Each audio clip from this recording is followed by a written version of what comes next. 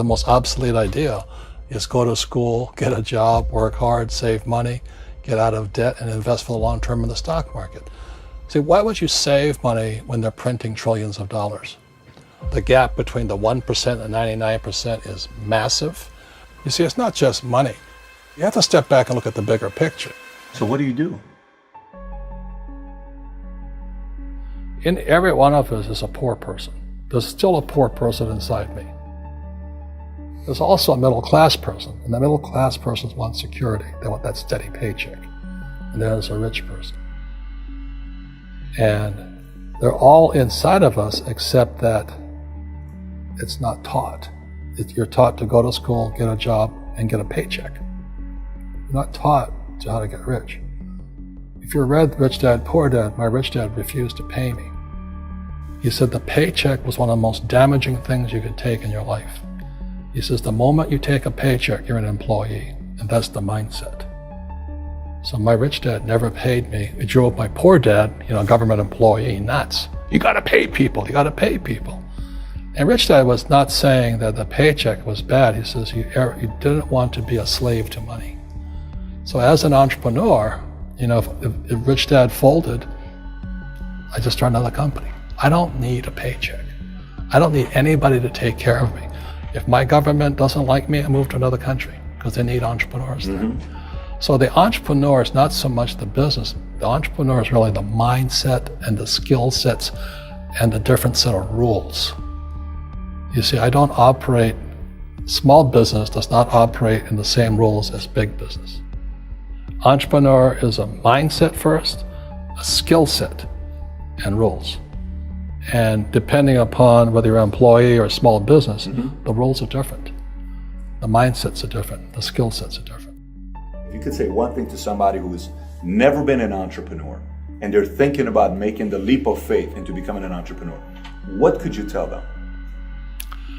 Well, I'll just tell them the same thing that happened to me. My last paycheck, I still remember it clearly. It was one of the worst and the best days of my life. And I was in Puerto Rico. I was working for Xerox, and my boss gave me my last, it wasn't a paycheck, it was a bonus check. I think it was about $30,000 taxable. It's the only problem with that. So I got this check and I went, holy mackerel. So I was excited, but I was also disturbed.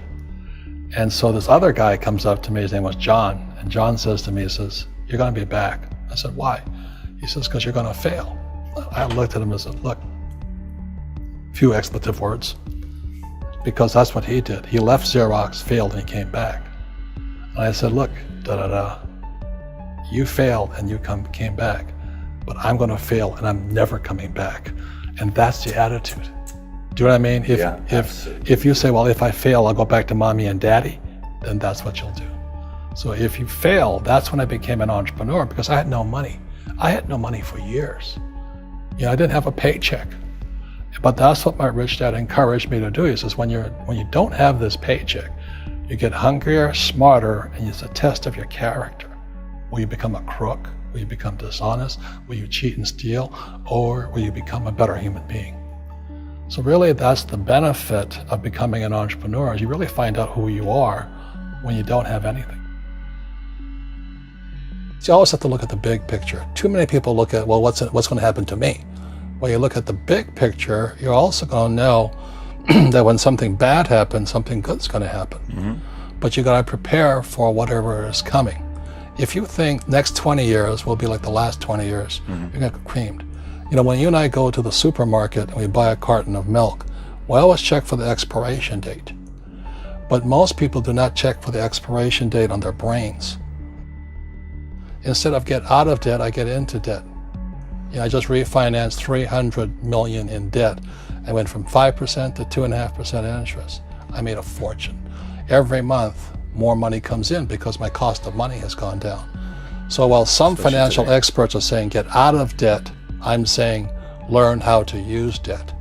See, when I came back from in Vietnam in January of '73, the first thing my rich dad said to me was go to school to learn how to invest in real estate. It wasn't real estate, it was how to use debt and taxes. Debt and taxes make the rich richer. Debt and taxes make the poor, the middle class, poor.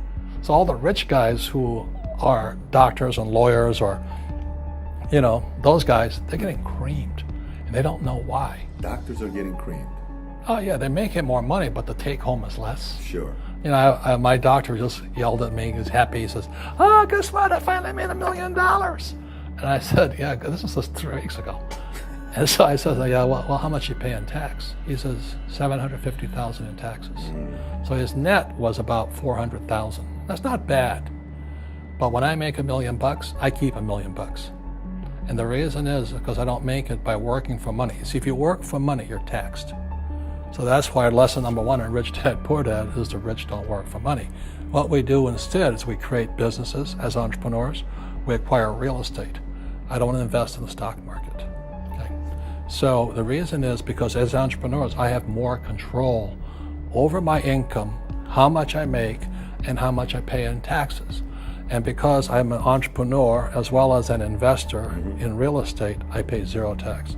So every time I make, let's say, $1 million as an entrepreneur, I immediately invested in real estate and I have a 4-to-1 step up.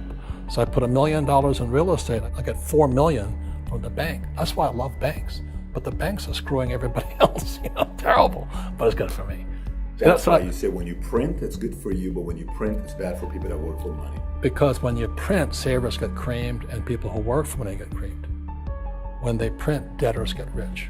You see, debt and taxes make the rich richer, and debt and taxes make the poor middle class poorer. When we have obsolete ideas, we get obsolete results. So what's happening for most people, the idea of going to school, getting a job, working hard, saving money, getting out of debt, buying your house because it's an asset, and investing for the long term, is obsolete. The world has changed. The world changed in 1971 when President Nixon took us off the gold standard and money became debt. What if we get rid of school? Then what would happen? Would it be better if we had no educational system at all? No, I'm saying education is more important before. It's just obsolete. There's Moore's Law which states information doubles every 18 months. In other words, everything's obsolete 18 months. So, and this is just a recent phenomenon. So when you come out of school, you're already obsolete. And that's why I'm the old guy, I meet my friends who went to Harvard. I went to Harvard. I said, yeah, that was how long, 50 years ago? Today, the banks are charging you interest to save money. In other words, banks don't want your money because they printed too much of it.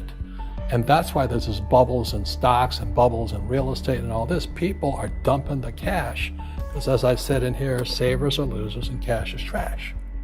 And yet people are, well, I want a high-paying job. Well, that's an obsolete idea. Get out of debt is an obsolete idea. You should learn how to get into debt, how to use debt to get rich, and they'll never teach you about taxes. The reason the 1% is way up here and the 99% are going this way is because when you print money, 2 things happen: inflation and taxes. It's crushing them. And any entrepreneur thinks, I'm just going to make money, I'm going to start a business and make a lot of money because of what we talk about. They really have got to smell the roses, man. That's not what the real entrepreneurs are doing. Most entrepreneurs, there's 28 million small business owners in America. 24 million are what are one-person entrepreneurs. They're called non-employee entrepreneurs. So and that's what happens is when people don't really understand what an entrepreneur does. So most big people are self-employed, but they're not really entrepreneurs. The self-employed pay the highest taxes of all, and nobody tells them that. Yeah, it's also called the entrepreneurial spirit, but what we were actually talking about was there's no such thing as a bad economy. There's external, you and I, we all have an external economy, but we also have an internal economy, and the willpower is to change our internal economy. So for me, I can see the good and I can see the bad. I don't really give a damn because I'm going to be rich anyway. But a poor person with a poor personal economy, all they're going to see is a bad economy because they don't know how to make money in any economy. And a middle class person, they have a middle class economy. What they want is a nice house and a steady paycheck and the job and the car.